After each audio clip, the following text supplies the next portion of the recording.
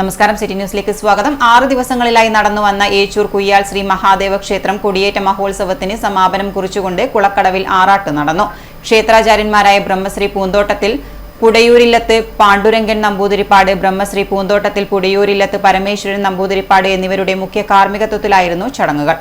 രാവിലെ ക്ഷേത്ര ചടങ്ങുകൾക്ക് ശേഷം ആറാട്ടിന് ആനപ്പുറത്ത് എഴുന്നള്ളത്ത്, ആറാട്ട് കഴിഞ്ഞ് ഉത്സവ കൊടിയേറ്റം, ആറാട്ട് കലശമാടൽ, ഉച്ചപൂജ, ശ്രീവേലി, ആറാട്ട് സദ്യയോടെ ഉത്സവ സമാപനമായി. സമാപനത്തിന് മുന്നോടിയായി ആനപ്പുറത്ത് കാഴ്ച, ശ്രീവേലി, നഗരപ്രദക്ഷിണം, വിവിധ കലാപരിപാടികൾ എന്നിവ